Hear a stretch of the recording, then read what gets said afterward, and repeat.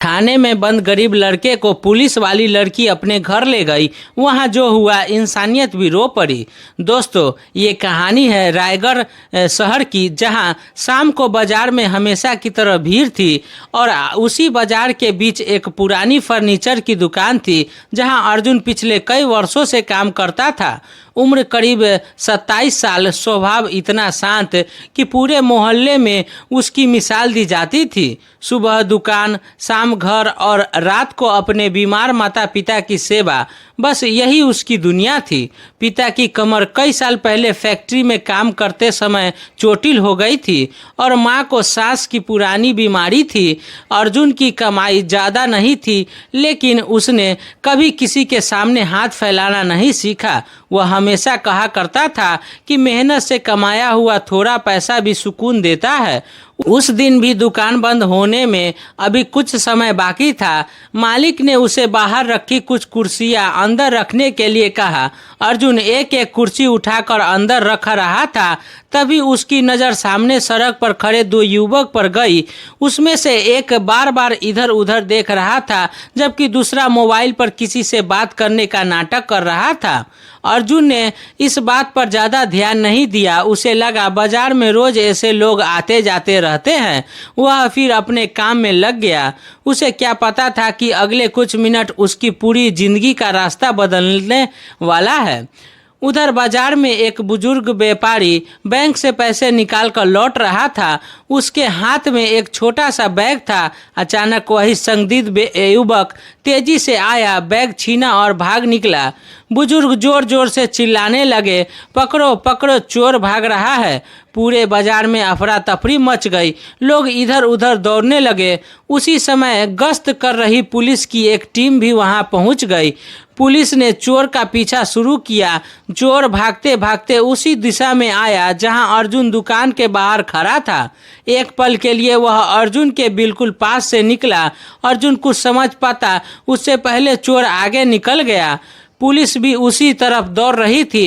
अर्जुन ने जैसे ही पुलिस वाले को तेजी से अपनी ओर आते देखा, उसके मन में बचपन से बैठा पुलिस का डर जाग गया। उसे लगा कि कहीं पुलिस यह न समझ ले कि वह उस आदमी का साथी है। बिना कुछ सोचे वह भी दूसरी दिशा में भाग पड़ा। उसकी यह सबसे बड़ी गलती बन गई। पुलिस वालों ने दूर से देखा कि दो लोग भाग रहे हैं। असली चोर गलियों में गायब हो गया, लेकिन अर्जुन ज़्यादा दूर नहीं भाग पाया।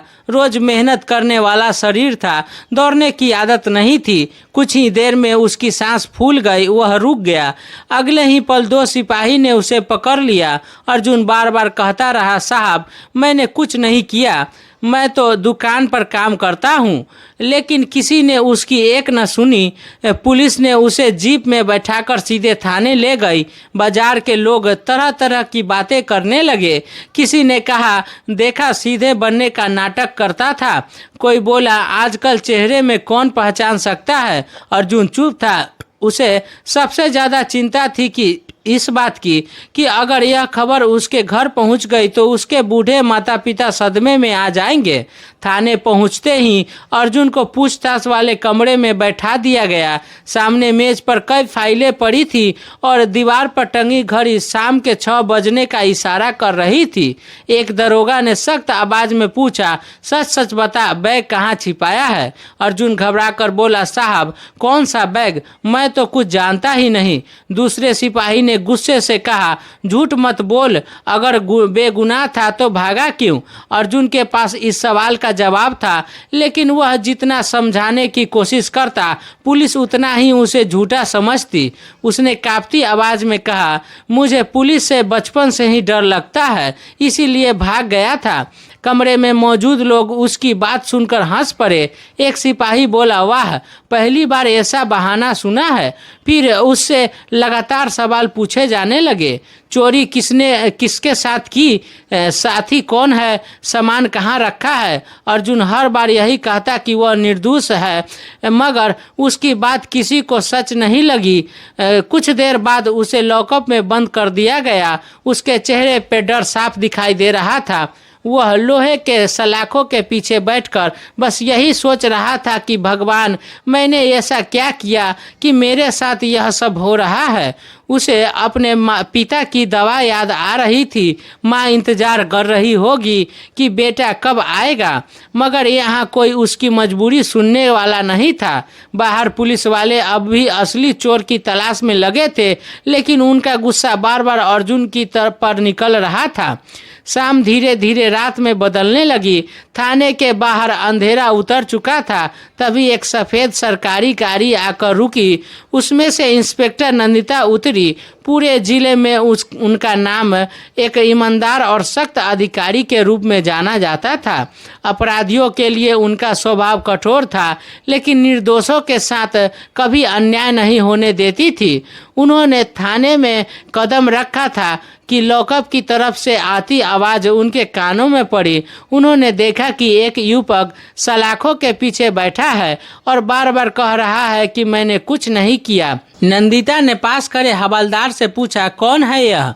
हवलदार ने जवाब दिया, मैडम, जेब कतरे का साथी लगता है। पूछताछ कर रहे हैं लेकिन कुछ बता नहीं रहा। नंदिता ने एक बार फिर ध्यान से अर्जुन का चेहरा देखा। अगले ही पल उनके चेहरे का भाव बदल गए। उन्हें लगा जैसे यह चेहरा उन्होंने कहीं देखा है। वह कुछ क्षण वहीं खड़ी रही। उनकी आंखों के सामने 6 महीने पुरानी एक घटना घूमने लगी। बरसात की रात थी। सड़क पर एक बड़ा हादसा हुआ था। लोग तमाशा देख रहे थे, लेकिन कोई घायल बच्चे को अस्पताल पहुंचाने की हिम्मत नहीं कर रहा था। उसी समय एक साधारण कपड़ों में युवक उनकी गाड़ी के सामने आकर खड़ा हो गया था। उसने हाथ जोड़कर कहा था, मैडम, डांट लीजिए, सजा दे दीजिए, लेकिन पहले इस बच्चे की जान बचा लीजिए। उस रात अगर वह युवक जिद न करता तो शायद उस मासूम की जान नहीं बचती। नंदिता ने उसी रात उसके चेहरे को ध्यान से देखा था। आज लॉकअप में बैठा यह युवक वही था। नंदिता कुछ पल तक बिना कुछ बोले अर्जुन को देखती रही। फिर उन्होंने हवलदार से शांत लेकिन सख्त आवाज में कहा, इसे अभी लॉकअप से बाहर निकालो और मेरे कमरे में भेजो। जब तक मैं न कहूं, कोई इससे एक भी सवाल नहीं करेगा। थाने में मौजूद सभी पुलिसकर्मी हैरान रह गए। कुछ देर पहले तक जिस युवक को अपराधी समझा जा रहा था, उसे अचानक इंस्पेक्टर अपने कमरे में बुला रही थी। किसी की हिम्मत नहीं हुई कि नंदिता से सवाल करे। कुछ ही मिनटों में अर्जुन लॉकअप से निकालकर उनके कार्यालय में भेज दिया गया। अंदर पहुंचते ही अर्जुन सकुचाकर खड़ा हो गया। उसके कपड़े पर धूल लगी थी और चेहरा पर थकान साफ दिखाई दे रहा था। नंदिता ने सामने वाली कुर्सी की ओर इशारा करते हुए कहा, बैठ जाओ, घबराने की जरूरत नहीं है। अर्जुन पहले तो झिझका, फिर धीरे से बैठ गया। कुछ क्षण दोनों के बीच खामोशी रही। उसके बाद नंदिता ने पूछा, तुम्हारा नाम अर्जुन है ना? अर्जुन चौंक गया। उसने हैरानी से पूछा, जी, लेकिन आपको मेरा नाम कैसे पता? नंदिता हल्का सा मुस्कुराई, नाम ही नहीं, तुम्हें है पहले से भी देख चुकी हूँ। शायद तुम्हें याद नहीं होगा, लेकिन मुझे सब याद है। अर्जुन उन्हें ध्यान से देखने लगा, मगर उसे कुछ याद नहीं आया। नंदिता ने 6 महीने पहले सड़क हादसे वाली पूरी घटना उसे याद दिलाई। जैसे जैसे वह बातें बताती गई, अर्जुन की आंखें फैलती चली गई। आखिर में वह बोला, अरे आप वही मैडम है। उस दिन तो मैंने आपको ठीक से देखा भी नहीं था। मुझे तो बस उस बच्चे की जान बचानी थी। नंदिता ने सिर हिलाया और बोली, यही वजह है कि मुझे भरोसा है तुम चोरी या किसी लड़की से बदसलूकी जैसी हरकत नहीं कर सकते। जिसने किसी अनजान की जान बचाने के लिए अपनी जान जोखिम में डाल दी हो, वह ऐसा इंसान नहीं हो सकता। यह सुनते ही अर्जुन की आंखें भर आई। पूरे दिन में पहली बार किसी ने उसकी बात पर विश्वास किया था। उसने भर्राई आवाज में कहा, मैडम, मैं सच कह रहा हूँ, लेकिन कोई सुन ही नहीं रहा था। नंदिता ने मेज पर रखी पानी का गिलास उसकी ओर बढ़ाया और बोली, हर बार सच तुरंत साबित नहीं होता। कभी कभी सच को पहचानने के लिए धैर्य भी चाहिए। फिर उन्होंने बाहर मौजूद हवलदार को बुलाकर साफ शब्दों में कहा, असली आरोपी की तलाश जारी रखो। इस लड़के के खिलाफ खिलाफ अभी तक कोई सबूत नहीं है, बिना वजह इसे परेशान मत करो। हवलदार ने जी मैडम कहा और बाहर चला गया। कमरे में फिर शांति छा गई। अर्जुन पहली बार थोड़ा सहज महसूस कर रहा था। कुछ देर बाद नंदिता ने देखा कि अर्जुन बार बार अपने हाथ और कंधे को सहला रहा है। पूछने पर उसने मुस्कुराकर बात टालनी चाही, लेकिन चेहरे का दर्द छिप नहीं पाया। नंदिता समझ गई कि पूछताछ के दौरान उसके साथ सख्ती हुई है।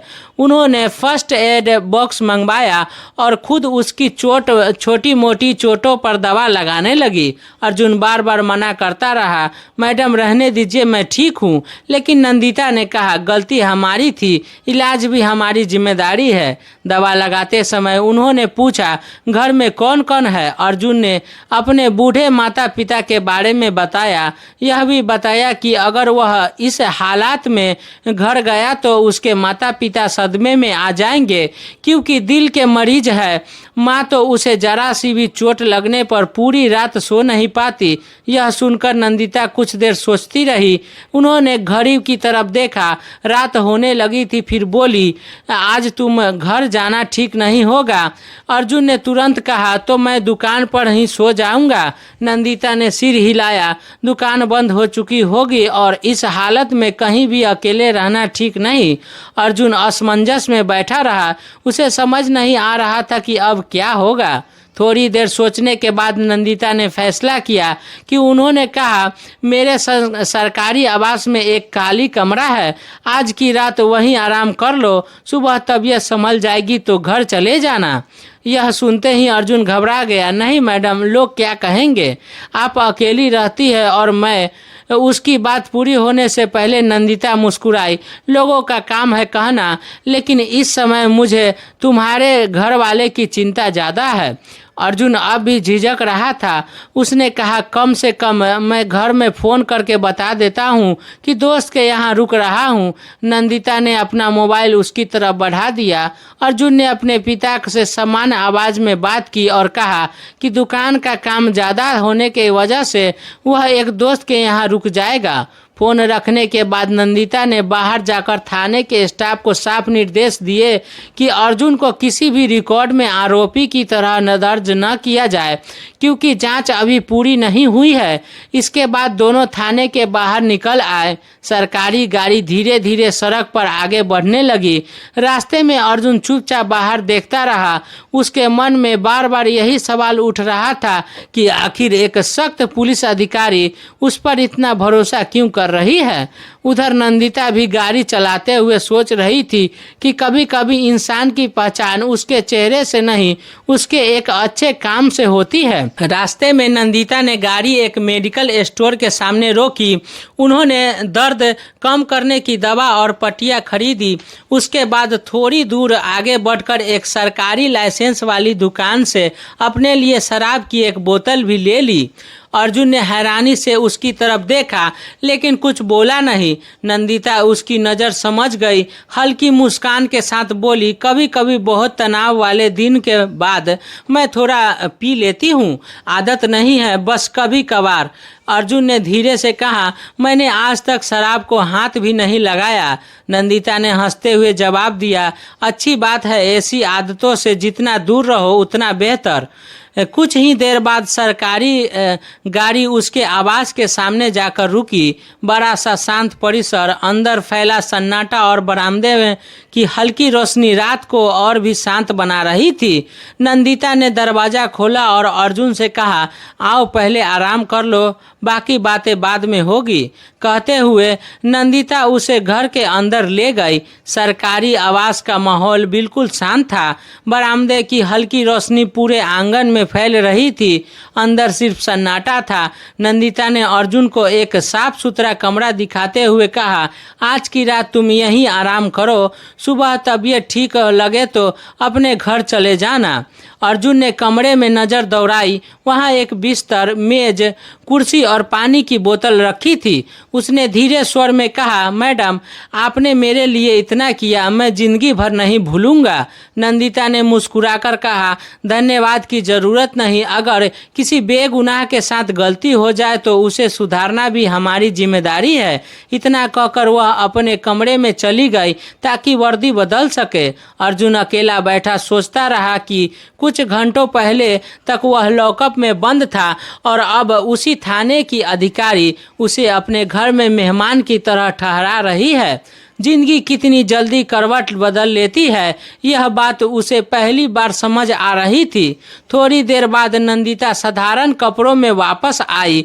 उनके हाथ में दवा, 2 गिलास और बोतल थी जो उन्होंने रास्ते में खरीदी थी। उन्होंने मेज पर सब रखते हुए कहा, पहले दवा लगा लेते हैं, फिर खाना खाएंगे। शरीर पर जितना चोट दिख रहा है उससे ज़्यादा दर्द अंदर होगा।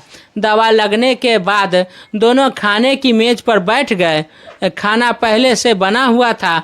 खाते खाते बातचीत शुरू हुई।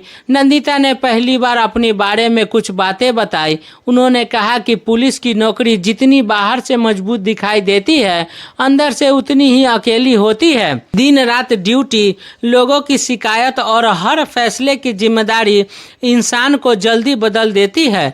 अर्जुन चुपचाप सुनता रहा। फिर उसने भी अपने घर की बातें बताई। उसने कहा कि उसकी सबसे बड़ी चिंता उसके माता पिता है। वह चाहता है कि एक दिन अपनी छोटी सी फर्नीचर की दुकान खोले ताकि उन्हें आराम दे सके। नंदिता उसकी बातें सुनकर प्रभावित हुई। उन्हें लगा कि यह लड़का सचमुच अपने परिवार के लिए जीता है। खाना खत्म होने के बाद उन्होंने कहा, दर्द अभी भी रहेगा, चाहो तो थोड़ा सा पी लो, शरीर को आराम मिलेगा। अर्जुन ने तुरंत मना कर दिया, मैडम, मैंने कभी शराब नहीं पी, मुझे इसकी आदत नहीं है। नंदिता ने उसे मजबूर नहीं किया। उन्होंने अपने लिए थोड़ा सा गिलास में डाला, फिर मुस्कुराकर बोली, ठीक है, तुम्हारी मर्जी। लेकिन बातचीत का सिलसिला चलता रहा। काफ़ी देर बाद नंदिता ने फिर कहा, अगर बिल्कुल थोड़ा सा ले लोगे तो शायद दर्द कम हो जाएगा। बहुत मना करने के बाद अर्जुन ने संकोच में आकर एक छोटा सा घूंट ले लिया। उसके लिए यह बिल्कुल नया अनुभव था। समय बीतता गया। दोनों अपने अपने जीवन की बातें करते रहे। अर्जुन को धीरे धीरे नशा महसूस होने लगा क्योंकि उसने पहले कभी शराब नहीं पी थी। दूसरी ओर नंदिता भी ज़रूरत से कुछ ज़्यादा पी चुकी थी। दोनों के बीच अब औपचारिकता कम हो चुकी थी। बातचीत में हंसी भी शामिल हो गई थी। अर्जुन बार बार कहता, आज अगर आप मुझे नहीं पहचानती तो शायद मैं अब भी लॉकअप में होता। नंदिता ने जवाब दिया, कभी कभी एक अच्छा काम पूरी जिंदगी के फैसले बदल देता है। उस रात अगर तुम घायल बच्चे की मदद न करते तो शायद मैं भी आज तुम्हारी बात पर भरोसा न करती। दोनों की आंखों में थकान थी। दिन भर की घटनाओं ने उन्हें मानसिक रूप से कमज़ोर कर दिया था। रात गहराती गई और दोनों अपने होश पर पूरी तरह काबू नहीं कर सके। भावनाओं और नशे के असर में उनसे एक ऐसी गंभीर भूल हो गई कि जिनकी उन्होंने कभी कल्पना नहीं की थी। उस समय न तो उन्होंने भविष्य के बारे में सोचा और न उनके परिणामों के बारे में। रात बीत गई, लेकिन वह एक रात उनकी पूरी जिंदगी का रास्ता बदलने वाली थी। सुबह की हल्की धूप खिड़की से कमरे में आई तो सबसे पहले नंदिता की आंख खुली। पिछली रात की धुंधली यादें धीरे धीरे उनके मन में लौटने लगी। उन्होंने खुद को संभाला और कुछ देर चुपचाप बैठी रही। उनके चेहरे पर घबराहट साफ दिखाई दे रही थी। उन्होंने मन ही मन सोचा, यह नहीं होना चाहिए था। कुछ देर बाद अर्जुन भी जगा। उसका सिर भारी था। उसे पिछली रात की बातें पूरी तरह साफ याद नहीं थी, लेकिन कुछ धुंधले दृश्य उसके मन में बार बार आ रहे थे। उसने झिझकते हुए पूछा, मैडम, कल रात मैं कहीं कोई गलती तो नहीं कर बैठा? नंदिता ने उसकी तरफ देखा, कुछ पल चुप रही, फिर बोली, अभी इस बारे में सोचना से कुछ नहीं मिलेगा। पहले तुम तैयार हो जाओ जाओ और घर चले जाओ। उन्होंने बातें को वहीं ख़त्म कर दिया। अर्जुन भी ज़्यादा कुछ पूछ नहीं पाया। उसने नहाकर कपड़े बदले। जाते समय उसने सिर्फ इतना कहा, आपने जो भरोसा किया उसके लिए धन्यवाद। नंदिता ने सिर हिलाया और उसे विदा कर दिया। गाड़ी से थोड़ा आगे छोड़ने के बाद वह वापस अपने आवास लौट आई। उस दिन दोनों अपने अपने काम में लग गए, लेकिन पिछली रात उनके मन से निकल नहीं पा रही थी। दिन बीतते गए लगे। अर्जुन फिर से अपनी दुकान और घर की जिम्मेदारियों में लग गया। कभी कभी नंदिता उसे थाने बुलाकर उसकी कुशल क्षेम पूछ लेती। दोनों के बीच अब एक सम्मानजनक परिचय बन चुका था। अर्जुन उन्हें हमेशा मैडम कहकर बुलाता और नंदिता भी समान बातचीत करती थी। उन्होंने उस रात की बात फिर भी नहीं छेड़ी। समय अपनी रफ्तार से चलता रहा। एक महीना बीता, फिर दूसरा महीना भी निकल गया। इसी दौरान एक दिन नंदिता की तबीयत अचानक खराब हो गई। पहले उन्हें इस काम की थकान समझा, लेकिन जब जांच कराई तो रिपोर्ट देखकर उनके पैरों तले जमीन खिसक गई। डॉक्टर की एक बात ने उनकी पूरी दुनिया बदल दी। कुछ देर तक वह रिपोर्ट हाथ में लिए कुर्सी पर बैठी रही। अब उन्हें समझ आ गया था कि उस एक रात का असर सिर्फ यादों तक सीमित नहीं रहा। डॉक्टर की रिपोर्ट हाथ में लिए नंदिता ने आखिर अर्जुन से मिलने का फैसला कर लिया। अगले ही दिन वह बिना किसी औपचारिकता के सीधे अर्जुन के घर पहुंच गए। उस समय अर्जुन अपने पिता के साथ घर के बाहर टूटी हुई कुर्सी को ठीक कर रहा था। सरकारी गाड़ी को अपने दरवाजे पर रुकते देख वह घबरा गया। उसके माता पिता भी बाहर आ गए। नंदिता ने समान तरीके से सबको नमस्ते की और अर्जुन से कहा, मुझे तुमसे अकेले में ज़रूरी बात करनी है। अर्जुन उनके चेहरे की गंभीरता देखकर समझ गया कि बात साधारण नहीं है। वह उन्हें घर के पीछे बने छोटे से आंगन में ले गया। कुछ पल तक दोनों के बीच खामोशी रही। फिर नंदिता ने धीरे से मेडिकल रिपोर्ट उसकी ओर बढ़ाते हुए कहा, मैं मां बनने वाली हूं। अर्जुन के पीछे हाथ कांप गए। वह कुछ देर तक रिपोर्ट को देखता रहा। उसके मुंह से कोई शब्द नहीं निकला। आखिर उसने धीमी आवाज में कहा, तो उस रात जो मुझे सपना लग रहा था वह सच था। नंदिता ने सिर झुका लिया। हाँ, वह सच था। मैं चाहती तो यह बात हमेशा छिपा सकती थी, लेकिन झूठ के सहारे जिंदगी नहीं जी सकती। जब फैसला हमें लेना है। अर्जुन ने गहरी सांस ली। उसने सामने समाज, परिवार और भविष्य तीनों खड़े थे। कुछ देर सोचने के बाद उसने कहा, मैं अपनी जिम्मेदारी से पीछे नहीं हटूंगा, लेकिन यह फैसला मेरे माता पिता को बताए बिना नहीं होगा। दोनों वापस कमरे में आए। अर्जुन ने अपने माता पिता को पूरी सच्चाई बता दी। पहले तो दोनों स्तब्ध रह गए। पिता की आंखों में निराशा थी और माँ की आंखों में चिंता। कुछ देर बाद पिता ने कहा, गलती चाहे जैसी भी हो, उससे भागना समाधान नहीं होता। अगर तुम दोनों एक दूसरे का सम्मान करते हो और इस आने वाले बच्चे को अपना नाम देना चाहते हो तो हमें कोई आपत्ति नहीं है। यह सुनकर अर्जुन ने राहत की सांस ली। उसी शाम नंदिता ने अपने माता पिता को भी बुला लिया। शुरुआत में उन्हें विश्वास ही नहीं हुआ कि उनकी बेटी इतनी बड़ी बात उनसे छिपा कर बैठी थी, लेकिन जब नंदिता ने पूरी घटना बिना कुछ छिपाए बता दी, तब उनके पिता ने सिर्फ इतना कहा, हमें दुख गलती का नहीं, इस बात का है कि तुमने यह बोझ अकेले उठाया। परिवार ने लंबी बातचीत की। अंत में सभी इस नतीजे पर पहुंचे कि अब सबसे सही रास्ता शादी ही है। कुछ दिनों बाद सादगी से दोनों का विवाह संपन्न हो गया। शादी में दिखावा नहीं था, लेकिन अपनापन भरपूर था। हालांकि शहर में तरह तरह की बातें जरूर हुई। किसी ने कहा इंस्पेक्टर ने गरीब लड़के पर तरस खा लिया, तो किसी ने कहा लड़के का किस्मत खुल गई। लेकिन दोनों ने किसी बात का जवाब देना जरूरी नहीं समझा।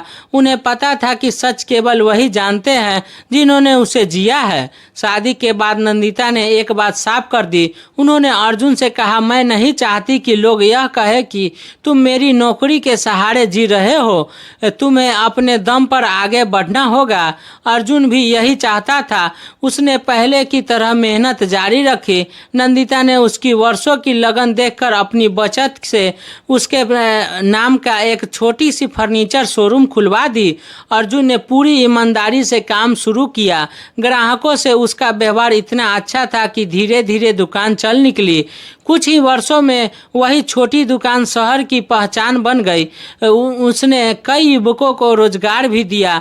दूसरी ओर नंदिता अपनी नौकरी पहले की तरह ईमानदारी से करती रही। कभी उन्होंने अपने पद का फायदा अर्जुन के व्यापार के लिए नहीं उठाया। दोनों ने अपने अपने काम को अलग रखा। इसी बीच उनके घर एक स्वस्थ बेटे ने जन्म लिया। बच्चे के आने से दोनों परिवारों की सारी पुरानी करवाहट भी खत्म हो गई। अर्जुन के माता पिता जो पहले बीमारी और चिंता में घिरे रहते थे, अब पोते के साथ हंसते खेलते नजर आने लगे। नंदिता के माता पिता भी अक्सर मिलने आते और अपनी बेटी के फैसले पर गर्व महसूस करते। समय के साथ लोगों की बातें भी बदल गई। जो लोग कभी ताना मारते थे वही अब अर्जुन की मेहनत और नंदिता की ईमानदारी की मिसाल देने लगे। कई बार जब नंदिता की पोस्टिंग दूसरे जिले में होती तो अर्जुन कुछ दिनों के लिए वहां चला जाता और बाकी समय अपनी दुकान भरोसेमंद कर्मचारियों के हवाले छोड़ देता। दोनों ने कभी उस एक रात की अपनी जिंदगी की उपलब्धि नहीं माना।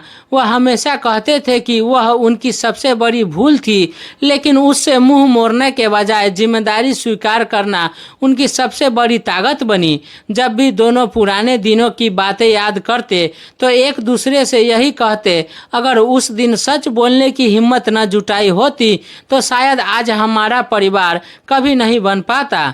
फिर दोनों मुस्कुरा देते और अपने बेटे को खेलते हुए देखते रहते।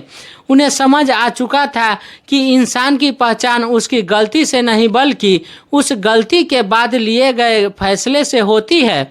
यही सोच उनके रिश्ते की सबसे मजबूत नींव बन गई और उसी भरोसे के साथ उनका परिवार हमेशा खुशहाल जीवन जीता रहा। दोस्तों, इस कहानी से हमें यही सीख मिलती है कि इंसान से गलती हो सकती है, लेकिन उससे भी बड़ी बात अपनी जिम्मेदारी स्वीकार करना। ये सच, विश्वास और सही फैसला किसी भी रिश्ते को नई शुरुआत दे सकता है। अब आप बताइए, अगर आप अर्जुन की जगह होते तो क्या नंदिता से शादी का फैसला लेते?